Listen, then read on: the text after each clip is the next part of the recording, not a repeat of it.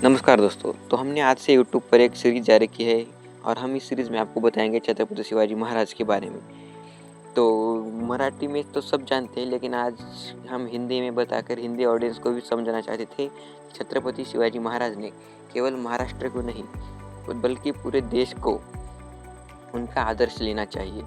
तो हम ये वीडियो जारी करते हैं, शुरू करते हैं। तो 17वीं सदी का भारत।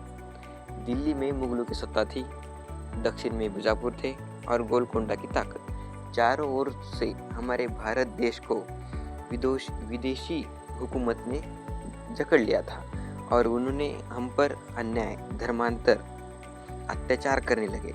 लेकिन इसी के बीच में एक विचार ने जन्म लिया, वो था सह्याद्री में। वो विचार था स्वराज्य का।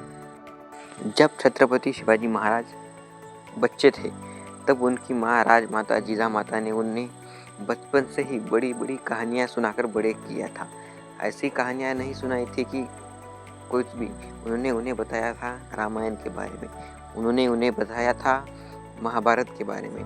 और ऐसे ही सिखाते सिखाते उन्होंने अपने बच्चे को न्याय करना, सब पर प्रेम करना, स्वराज्य होना, ये सब बातें उन्होंने उस कहानियों के माध्यम से सीख ली थी।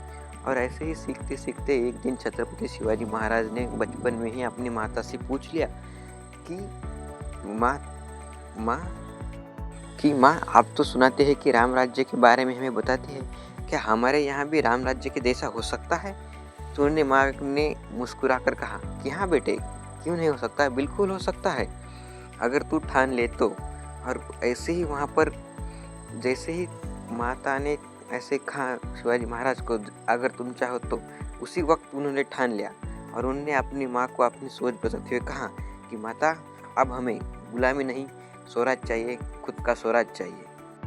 और सबसे पहले जो है उन्होंने जो बात की थी स्वराज्य की, इसके बारे में तब सोचना एक बहुत बड़ा अत्याचार माना जाता था और उन्होंने ये सोचा था, लेकिन इसको आगे बढ़ाना उनको यह आगे बढ़ाना चाहते थे। लेकिन उनके पास न कोई सेना थी, न कोई था, और उनको सबसे पहले स्वराज्य की बीज बोना चाहते थे।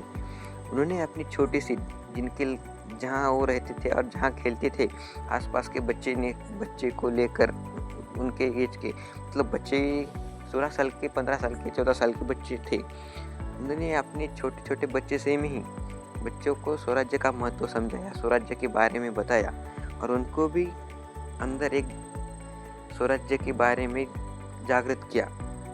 और उन्होंने ऐसे करते करते सबको अपनी बात रखते हुए सबको अपने स्वराज्य का महत्व बताया और उन्होंने एक छोटी सी सेना खड़ी कर दी। वहाँ पर न कोई बड़ी सेना थी, न कोई तगड़ा खजाना था, बस था तो एक विचार, स्वराज्य स्वराज्य स्वराज्य। और उन्होंने मराठी में एक नारा कहा था, वो था, ही आमची माती आहे आणि इथे राज्य ही आपलंच पाहिजे। इसका मतलब हिंदी में, यह हमारी मिट्टी है तो इस पर राज्य भी हमारा होना चाहिए। मुगलों, आदिलशाही और निजामशाही की सत्ता को नकार कर एक नया आदर्श स्थापित किया और सबको स्वराज्य की परिभाषा बताई। जो उन्होंने छोटी सी फौज खड़ी की थी, उनके सबको एक विचार बताए थे कि हमारे यहाँ ऐसा ही होगा। वो विचार थे, स्त्रियों को मत छूना, चाहे दुश्मन की हो चाहे अपनी हो, वो माता है, वो भगिनी है, वो देवी जैसे मानना चाहिए। एक हो गया उनका विचार। दूसरा था, मंदिर मस्जिद को मत तोड़ो। हाँ, मंदिर हो या मस्जिद हो, ना मंदिर को तोड़ो ना मस्जिद को तोड़ो।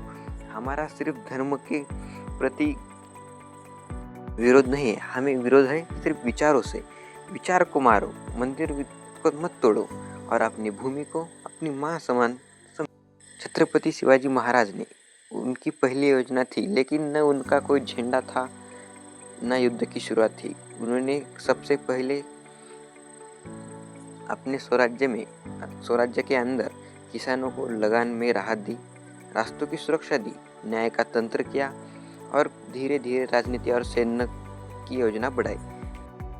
उनके अंदर सबसे बड़ी खूबी थी नेतृत्व, साहस, निर्णय लेने की क्षमता, दूरदृष्टि और न्यायप्रियता, दूरदृष्टि के बारे में, युद्ध नीति के बारे में हम भी आज भी उनसे आदर्श लेके चलते हैं। वो बाकी राजाओं की तरह नहीं थे। वो राजा कैसे बने, उन्होंने कौन सी जंग लड़ी, कहाँ कहाँ करा, ये हम आगे पढ़ेंगे।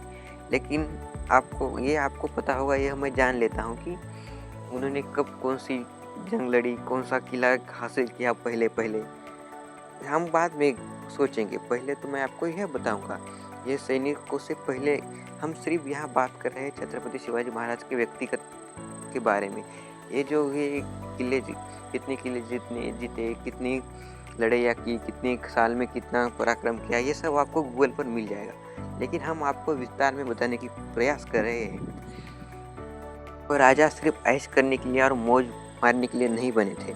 वह सैनिकों से पहले लड़ाई में खुद जाते थे, ना डरते थे, ना किसी को डरने देते थे।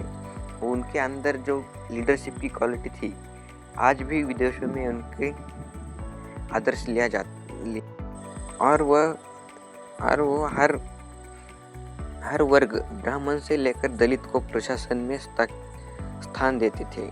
तो राज्य करता नव्हता, लोक त्याला राज्य देत होते।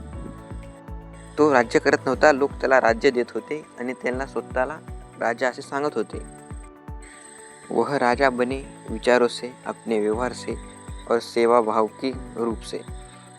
और यही वजह है कि आज भी उनका नाम सिर्फ इतिहासों में नहीं, दिलों में भी जिंदा है। छत्रपति शिवाजी महाराज। शिवाजी एक व्यक्ति नहीं, एक विचार है। हमें जो भी पता है, इसका हम आपको बताया है। यह हमने जो आपको कुछ बातें बताई है, यह हमने किस कहाँ पर पढ़कर बताई, उसके सोर्स बता देते हैं। कलमी बखर शिव भारत एक पुस्तक है। और ऐसे ही 2-3 और बखर पढ़ के हमने आपको ही बताया है।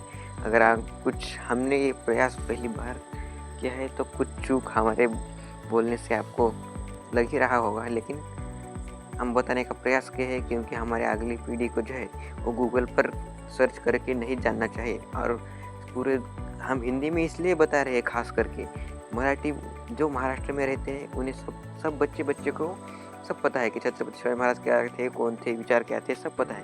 लेकिन जो बाहर राज्य के लोग हैं उन्हें लगता है कि छत्रपति शिवाजी महाराज ने सिर्फ महाराष्ट्र के लिए किया है, उन्होंने देश के लिए कुछ नहीं किया। तो क्या किया क्या नहीं किया हम आपको अगली वीडियो में बताएंगे। तब तक के लिए आपसे नमस्कार, थैंक यू। जय शिवाजी, जय भवानी।